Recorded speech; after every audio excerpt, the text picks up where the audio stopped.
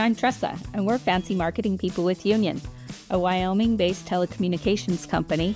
Yes, Wyoming really does exist, and we proudly serve the Rocky Mountain region. On this podcast, we will feature businesses, organizations, nonprofits, and influential people from Utah, Colorado, and Wyoming. Our mission is to highlight those that inspire their communities daily. We believe this makes us truly authentic because a journey of 1,000 miles always begins with a single step. Myra. Hey, Tressa.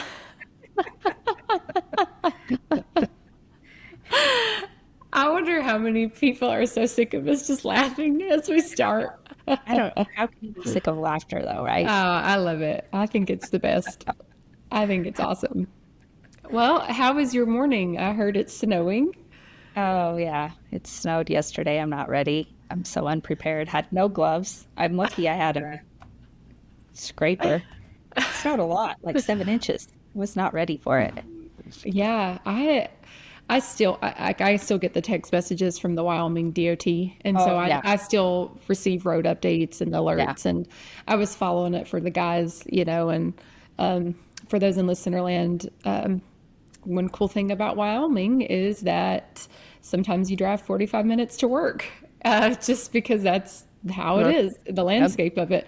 And so the guys have to pass over the interstate, and they have, a pretty crazy ride home if it's bad. So I was following it for the guys, and I reached out, and I think one of them left before the other. And I had 2 different reports. One made it very smoothly. The other one said, "Oh my gosh, that was horrible." And I'm like, well, I gave fair warning. I did my due diligence to say, early release, go be safe. Go home. So go home. So, it's not snowing here. Leaves are falling. I've had to drive on leaves on the road, floating around me, but that's about it. No snow. Yeah, it's a bummer. It's been beautiful, but, too bad because tomorrow's Halloween. So now the poor kids get to go out I know. Romp around in the snow in their little snowsuits. Yeah. I was really fortunate. I think we had maybe 1 or 2 years where it was a little colder with the Halloween, and we did it. We made it, and I'm not mad at it, but now it's almost too hot for certain costumes. So there's no in between. No in between. Yeah. So what is Nola going to be for Halloween? She is a fairy princess, and I have never seen so many Halloween activities. It's a little overstimulating, I'm not going to lie. And so school she can dress up, and dance she can dress up, and then there's activities in the town, and there's activities in the town beside our town, and there's things everywhere. So for Christmas, Santa brought her lovely array of princess dresses. Okay. So we have been just rotating. I'm like, what do you want to be today? She has her costume, but we're like, you want to be Belle? You want to be Cinderella? You want to be the fairy? What, Oh. So we've been leaning into it, Perfect. Yeah, you might as well. Yeah. And then Draco's a dragon. So, Okay. yeah. So yeah, Draco's a dragon, and his little dragon outfit is very warm. It's a little puffy. Yeah. And, you can tell he's just sweating, and his little cheeks are red in it. So Poor little man. yeah, he's like, nah. But he's already too big for it. Yeah. He'll be 10 months Friday, and he's in 18 months clothing right now. Wow. Yeah, he had a massive spurt. He went from being semi-normal and average to way, way above average. He looks like a little man. Does he really? Yeah, I think he's about to go mow my yard. It's like, well, now I have a 16-year-old from birth to 16. Skipping all the stuff, just going out. Yeah, he's huge. So his little costume is just too small. Is he walking yet? He's still just crawling? Yeah, he's just crawling. You can tell in his eyes. Like, he is very much, he looks like me, but he's Blake's body and attitude where he wants to go, and he's such a fast crawler. Oh my gosh. And he can pull up and he tries to walk holding on to things, but because he's so big, they said it could take a second because he's trying to learn to Yeah. navigate such a big body. The balance and all Yeah, that. yeah, but he's funny. I'll catch him doing things, and I'm like, no, no, no, Draco. And he looks at me, and then he just takes and crawls off real fast and starts running from me already. I'm like, you're worse than the dogs. You know, when you see your dog eating something, and you're like, Yeah. get that out of your mouth, and then the dog just keeps going. Yeah, same thing. You know. Same thing. Yeah. Yeah, we're just asking, what's in your mouth all day? What's in your mouth all day? Yeah. That's my mastiff. He's so big, his head. I call it taking contraband. I got to check his mouth if he has toys or balls. He'll get them Yeah. outside. Yeah, and I can't tell because No, yeah, he's so big. he's so big. Yeah, he sneaks stuff out all the time. I love it. I think it's funny. I think it's hilarious. And, you know, we can't buy Draco balls because my dogs go crazy. It's just, Yeah. it's bad. It's, you know, and one day we were playing with it and I saw Boomer walking around like this. And he's like, no one's here, you know, nothing here, nothing to see. Nothing here to see. Yeah. I was like, Keep yeah, going, lady. yeah. And I'm like, Boomer, drop it. You know, and his cheeks are just huge, and you know, and you can see it. And I'm like, yeah, you ain't fooling me, buddy. So, Oh, that's hilarious. yeah, it's cute. Wow. Well, are we ready to bring on our guest today? Yes. So our guest today is Candy Moulton. She is the executive director of the Cowboy Hall of Fame from Encampment, Wyoming. Welcome, Candy. Hello there. How are you? Good. How are you doing this morning? I'm doing great. Kind of cold out there today. You stay, yeah. Yeah. It's Yes, already it is. here. Winter has arrived. That has. Well, thank you so much for joining us today, Candy. We appreciate you taking the time out to share a little bit about yourself and the Cowboy Hall of Fame. I personally hadn't heard of the Cowboy Hall of Fame. So do you want to just start out telling us a little bit about what it is and what you're doing with it? Certainly, I'd love to. The Wyoming Cowboy Hall of Fame was organized in 2013 by a group of basically friends who recognized and understood that the Wyoming cowboy is an iconic image and symbol and person here in the state of Wyoming. And so they organized the Cowboy Hall of Fame. The first induction was held in 2014 in Douglas. They inducted men and women from across the state in that first induction. And they thought they'd have, you know, maybe 150 people would show up, some families, some friends, the inductees, and they had a room that was not nearly large enough, and they had food that was not nearly enough to feed the 400 or 500 people who showed up for that very Wow. induction. Wow. Yeah, and it just took off from there. So we've inducted over 500 men and women into the Wyoming Cowboy Hall of Fame since that time. And this year we inducted 23 from all across the state of Wyoming. We're organized by regions. So we have 10, we've divided the 23 counties of the state into 10 regions. So each region has either 2 or 3 counties, kind of depending on location. It's all sort of what's logical. And so that's how we decided on the things. So we have a board of 10, and they oversee the main operations of the Cowboy Hall of Fame. But then we have, and this is very important, we have regional committees, we have local and county committees all across the state. So we have a county chair in all 23 counties. And they do the very important work of reading all of the nominations, making the recommendations for who should be nominated and inducted, who should not nominated, but who should be inducted. And then the board just makes the final, yes, we agree decision. They don't bring their own into it too much, partially because Wyoming is a big state and not everyone knows everyone, right? So the theory behind the way we do it is by having local committees or county committees make the first determination, they know the families or the individuals. And many of our inductees are living, but some of them are deceased. Some of them are what I call legacy cowboys. So they were working in the 1800s. They're long gone, but their stories are still here, and what they did and contributed to the cowboy way of life. And we define cowboy as anyone who does the work on the back of a horse. Gender is not an issue. It's can you do the work? So we have many women in the Cowboy Hall of Fame. We call them cowboys because that's what they are. That's the job that they do. Yeah, that's very cool.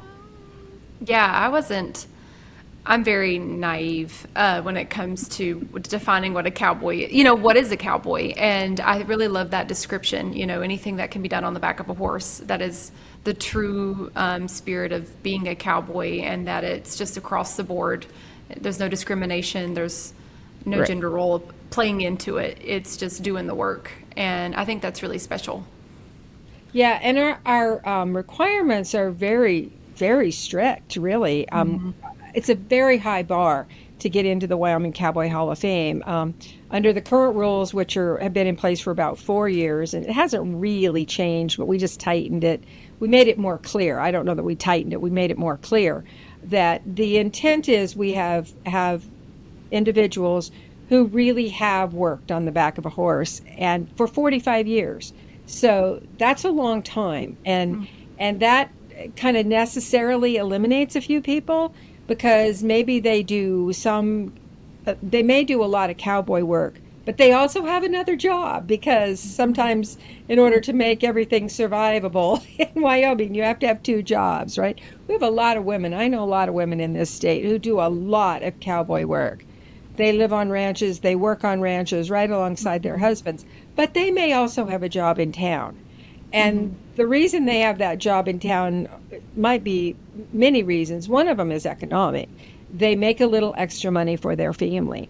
Or more likely, they're working for insurance and those benefits that you get, that when you're a self-employed rancher, you have to pay your own. So sometimes, I mean, I know people in my area, women who were ranch women, did work outside of school, but they were school teachers and they got that insurance and it was important to their family. So that happens, and they can't necessarily qualify for the Cowboy Hall of Fame because our it's 45 years in the saddle for a livelihood. So that has to have been your primary way of making a living. And we have people who are who, like I say, from the 1900s, early 1900s, 1800s, and all of those men and women were doing everything on a horse, right? We didn't have the combustion engine yet. So they were doing everything on a horse, and they were kind of necessarily making their living that way because that's what they were doing. So now that I mean, the first year that you did this, having 400 to 500 people show up when you thought you're going to have 150 to 200. A couple of questions around that. Where do you do it? Where do you hold this now? And what time of year does this happen? So we've done a couple of things so that we have a venue. Wyoming doesn't have a lot of venues that Yeah. Yeah. people. And for a while they were holding it in Casper at the event center, where they had, kind of unlimited numbers, but they weren't it was hard to manage, and it was so big, and there's so much cost associated with a big venue like that. So a couple things happened, and they were pretty strategic. It wasn't to restrict the number of people who attend, but it was we lowered the number of people that we induct each year. At some years, they were inducting 40 or 50 individuals. Wow. This year we did 23. Last year we did 25. Going forward, we will do 23 to 25 is our target number. One from each county and two at large. And if a county doesn't have some, like this year we had a couple of extras at large because we had a few counties that didn't have people, but we didn't exceed the 25. This year we only went to 23. And that's to make it more special and more of an honor. It's not easy to get into the Hall of Fame in the first place. And then we want to really recognize the people. When you have so many people during an induction, it either takes all day and you lose half of the crowd, so you don't really honor everyone equal.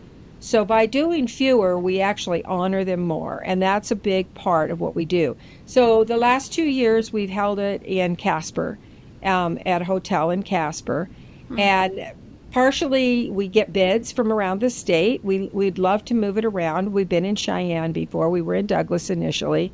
Casper is centrally located. That's one advantage, and they have the type of facilities that we need. That's another thing. But there are other places in the state we'd like to move it around. It kind of comes down to economics, quite honestly. Yeah. Where can we go, and will people come? What we have found, though, and this year's a really good example. We had 23 inductees. We filled our capacity is 400.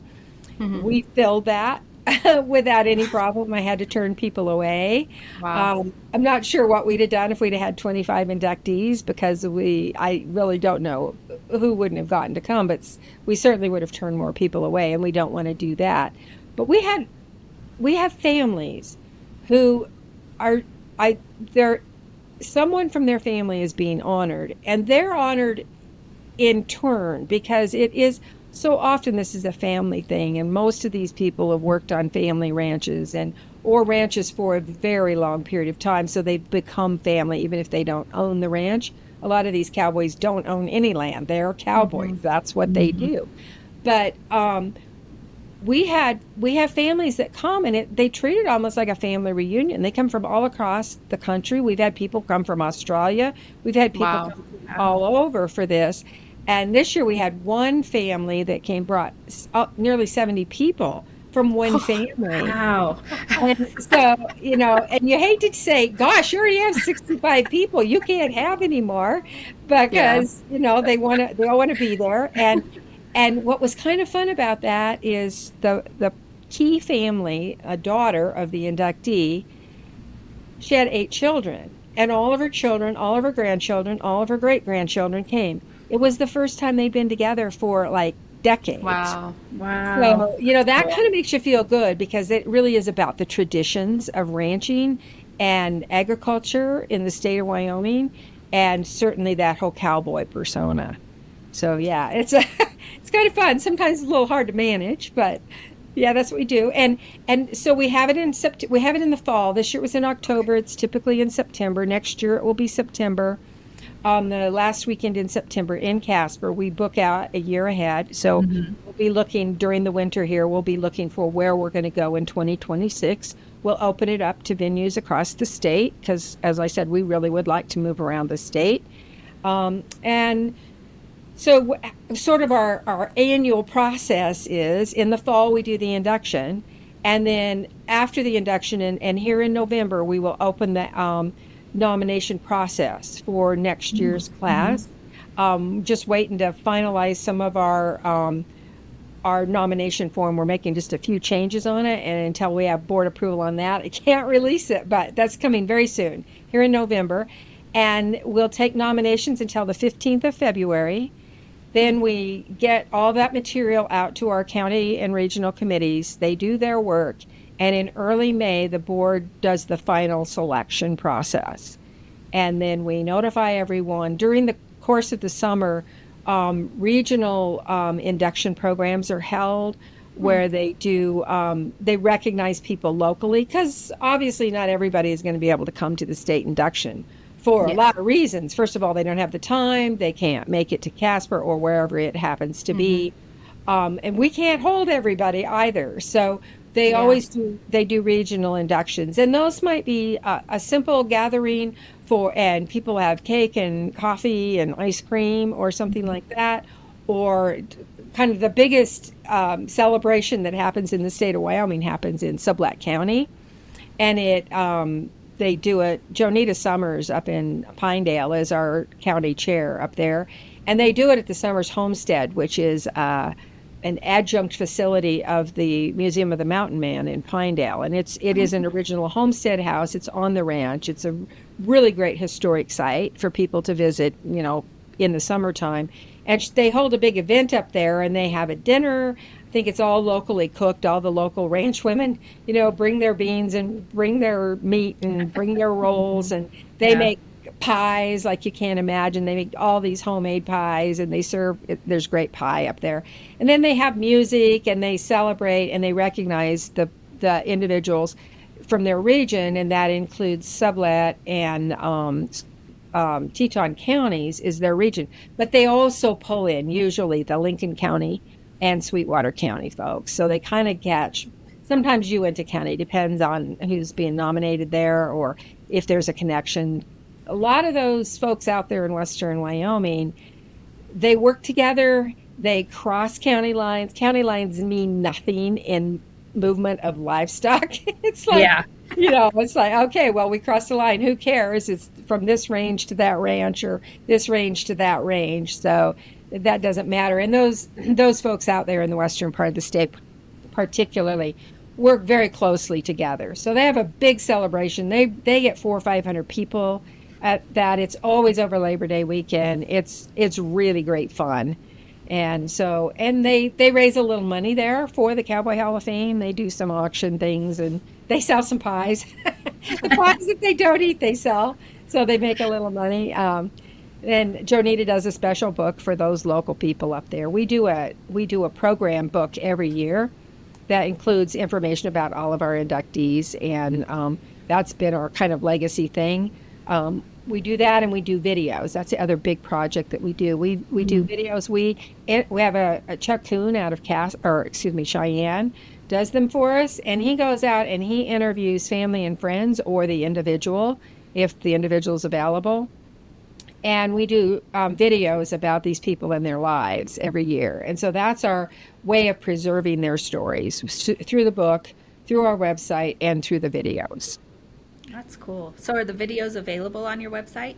Yes, they are. We are in the process right now of building a new website. And you may know how much angst there is in building a new website.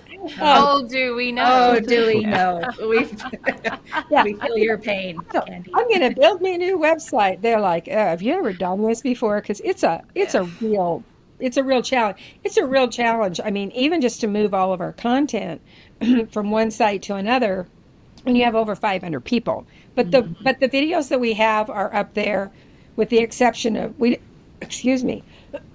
don't have this year's videos up there yet. We won't put those up until in the spring. But the others are. So when we get it all moved to the new site, then the videos will all be there. They're there now. It's WyomingCowboyHallOfFame.org. So people can go and read about our cowboys, learn more about our inductees and our programs. Yeah, that's awesome. Well, I mean, I love hearing about the Cowboy Hall of Fame, but out for people out there in listener land, as I was doing some research for this podcast, I had no idea that Candy was also an author. Yeah. I was like, he's wow. everything. Yeah, he's everything. This woman has done it all. Oh, yeah. Myra and I were like, wow. And it looks like I was looking at some of your books. I'm not sure exactly how many you have written, but it looks like you really love to dig into history, right? And kind of preserve history. Yeah, absolutely. That's my thing. It's always been my thing. I kind of started diving into original research, digging through the old newspaper files at the Saratoga Sun back when I was still in high school and was working at the paper. So it goes back 5 decades now. So wow. My 50th class reunion this year, so 50 years ago. And I started working at the newspaper when I was only 16, so I've been writing literally forever. And I have 17 books. All but one is nonfiction. I have one book of collected short stories that we did. It's called Hot Biscuits, and it's a story about ranch women. They're stories by ranch women and men. And I did it with a good friend of mine. We call him Old Max Evans. He was from New Mexico. For people in listener land who may be old like me, you might know the film The Rounders. And he wrote the book The Rounders, and that became the film with Henry Fonda. And so he was a great old cowboy, a World War II vet. He landed on Omaha Beach and Utah Beach during the Normandy invasion. So he really had lived the life. And so we did that collection of short fiction. I have written 3 fiction stories in my life. They've all been published. I'm a nonfiction girl. I like the history. I particularly like biography, but I like history, and I'm a Wyoming girl, so I write Wyoming stuff for the most part. I believe in trying to preserve the stories that maybe are lesser told, and stories that people don't know. My most recent book is a book about Sacagawea, and probably almost everybody knows her name and some part of her story. But I also have written books about people that most people never even heard of before, and that's okay because that's preserving the story. And I particularly love the trails, the overland trails. I've gotten to travel a lot of them by wagon train during the sesquicentennials back in the 90s. And I was writing for the Casper Star Tribune and magazines. And so I got to travel them by wagon. So really got to live that lifestyle and for literally months on end. So that's kind of a passion of mine as well. Do you have a favorite book that you've written? Well, every writer will tell you it's the one they're working on or the most recent. However, I do have a couple that I really like, and I really like them because of the story. I mean, my book, my biography of Chief Joseph. I mean, it's a really good book. It's an easy read. It won some awards, but more importantly, I got to tell a story that is well known in history. I mean, Chief Joseph, the Nez Perce, the 1877 flight, everything that happened, but I thought I knew that story until I started researching and writing it myself. And I got to dig in more deeply into his life and his beliefs and the Nez Perce, whole Nez Perce story. So I really like that book. Just I do. I worked really hard on my biography about Valentine T. McGillicuddy, so he's definitely my favorite doctor. He was a doctor. He was a Renaissance man. He did a lot of things. He was a doctor. He was he was the agent at Pine Ridge during the Red Cloud era, the very earliest Red Cloud era, during the assimilation of the Indian tribes, a really volatile period. But he was also a topographer. He helped develop and map and survey the northern boundary between Canada and the United States. He was with Crook right after the Battle of the Rosebud and Little Bighorn. He was the doctor who treated Crazy Horse after Crazy Horse was stabbed at Fort Robinson. I mean, he did a lot of things. And then in his later life, he became the first president of the South Dakota School of Mines and Technology in Rapid City. He was the Rapid City mayor. When he was 90 years old, he was living in California, and it was a 1918 flu epidemic. And he went, quote, back into service, and he went into mining camps in California and in Utah, and then ultimately into Inuit villages up in Alaska to treat people who had influenza. And, thousands, tens of thousands of people died in that epidemic. And he's 90 years old. So he's working. I love him. I love his story. And he's one of those characters. Anybody who reads about the killing of Crazy Horse will see McGillicuddy's name, but they don't know who he is. And so it was a book that was, a friend of mine said, you should write this. Well, actually said to a group of Wyoming writers, someone in this room needs to write this book. And I raised my hand and said, I'll do it. And it took me. And you did it. Yeah. It took me 17 years to write that book, to do the research. Oh my goodness. Yeah, because I had to do a lot of original research in the National Archives, mostly in Kansas City. So it took a lot of time and money, and I had to work. Yeah, I'd write an article and get enough money to go to Kansas City, or write 15 articles and get enough money to go to Kansas City for a week and do research. So that's why it took so long. But yeah, I love it. It's a great book, very detailed, and it's mostly original research. And like I say, it tells a story of someone who you might see his name, but you don't really know his story. Yeah, so I was going to talk to you a little bit about the research of these books, but you kind of already went into that. Like, the process has to be obviously different depending on who you're researching. But do you have any tips and tricks or any favorite successes or methods that you've figured out to help your research? Well, it's easier than it used to be. Well, sure. Yeah. Much easier than it used to be because, like I went for McGillicuddy, I made multiple trips to Kansas City to the National Archives to look at the original documents. Uh-huh. Today, you can see a lot of those same original documents on your computer at home, wherever you are, because they've been digitized. So Okay. that's why it's easier. You still have to dig, you still have to find it, right? The research is the best part of the job. I love the research, is like diving in and, just seeing what you can find, because you never know what you're going to uncover. So I use a lot of different sources, when I do a book. I use archival institutions, whether that's the American Heritage Center or the Wyoming State Archives, the Lee Library over in Provo, Denver Public Library, Western History Collection, to the National Archives, Library of Congress. You just dig wherever you can, down to local records, down to local things, letters and diaries. And if you can find people who are connected to your story and you can get those personal, recollections. I don't really do interviews much for the stories that I write, the books that I write, because I just don't. I try to find documents rather than interviews, letters, journals, those kinds of things. And yeah, you just kind of dive in. And then I try to read anything and everything I can about my subject that's already been printed, because in reading the bibliographies and the footnotes and the endnotes, that's where you find a way to dive in. My very first book was a book about Steamboat, the bucking horse, the Wyoming license plate bucking horse, and the cowboys who rode him. So I did that book, and I did. I was a newspaper journalist for the most part, and I'd written some magazine articles, and I erroneously thought that a book was just a longer article. Fortunately, fortunately for me, I was very lucky and got to work with Nancy Curtis at High Plains Press on that first book. And she really taught me how to write a book and how to set up a book. And it's different than an article. You have more. I mean, you can foreshadow and you can, tell it.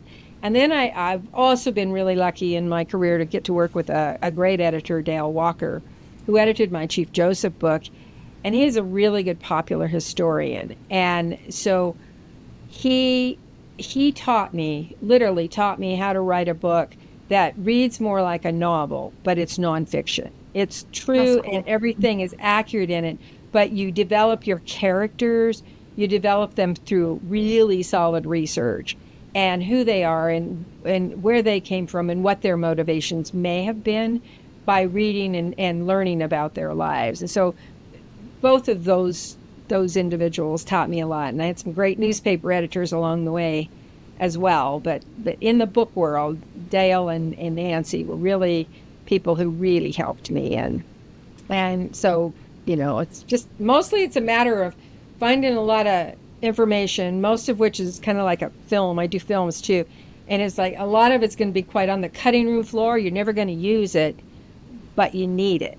You absolutely need it to understand what you're going to say and how you're going to say it. Yeah. Well, obviously you love to do research. I mean, you've kind of found your passion, and I love how you've brought the state of Wyoming into that. So you said you're working on a book now. What's the future look like? What are your current projects that you're working on? I am not working on a book right now for the first time in a very long time. Really? I have one that's niggling in the back of my head that I'd like to do, but I haven't started it. And I know I won't get started on it this year. I'm in the process right now of cleaning my office, and it is disaster, complete and unmitigated disaster. So I've set out my goal for the winter to get my office into some kind of semblance of what is here and where is it. That's what I'm working on. I do write for Cowboy State Daily, and I write some other magazine pieces. I write for True West magazine. I do film production. I'm working on a couple of projects right now. I'm working on a project for Wyoming State Tourism, new visitor center exhibits at their welcome centers in Cheyenne and in Sundance. So I stay really busy. Yeah. I don't really have, yeah. So when I want to dive into a book, I want to just be able to concentrate on it. And I don't think that's going to happen this winter. Yeah, that's fair. Yeah. Do you feel called to tell certain stories or like I love that you said it's nibbling in the back of your mind, but do you feel like there's a connection to these people that they want their story told or they want their story told differently and you're the mouthpiece or the pen to the paper to do that? Or am I just way too deep? Because I think maybe fiction writers feel that way. I don't. I feel Okay. like there are stories that should be told, and there are Mhm. people in history, particularly, and events in history that deserve a light on them. And so I feel compelled to do those things. But it's not like I'm channeling somebody. I don't channel like McGillicuddy, or somebody Yeah. like that. I just think that they're interesting stories and they deserved, like I say, to have a light on them, that people could know more about them. Even Sacagawea, for that matter. Yeah. I mean, well, I really resisted writing that book for like 2 or 3 years, and I had a couple editors that were pressing me to do it, and I kept saying, how do you write a book about a woman whose name we don't know how to spell. We don't know where she was born. We don't know where she died. We don't know when she died. We don't have one word, not one word that she is documented to have said or written. Nothing from her. We have everything from other people's perspectives of her, mostly men. Well, 99% men.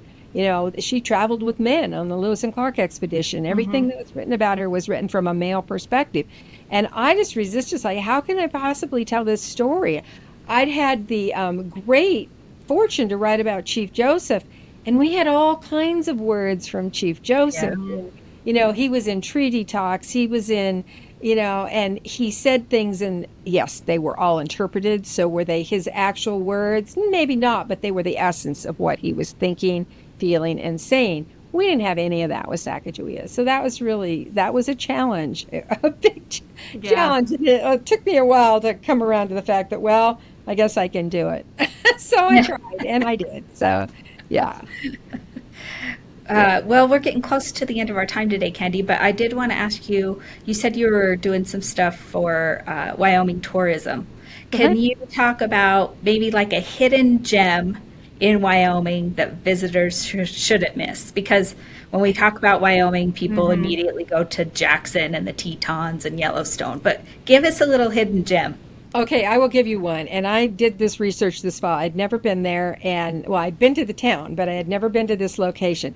The Call Air Museum in Afton, Wyoming. Everyone should go to the Call Air Museum in Afton, Wyoming.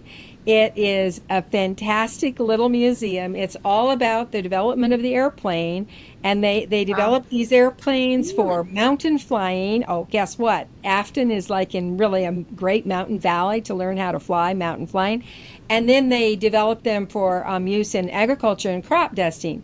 And I'm going to draw a blank on the guy's name, but there is a descendant of the Call family who is like, yeah, I don't know, maybe in his 80s. And he's the main guide at the Call Air Oh, Museum. that's awesome. And that's the reason to go. He's Yeah. fantastic. Yeah. I mean, the story of the Call Air Museum. They have a great little interactive airplane that flies around the venue and kind of swoops, and it's like a crop duster almost. And so it's a great, great place. I'd never been to that museum. I'd been through Afton years ago.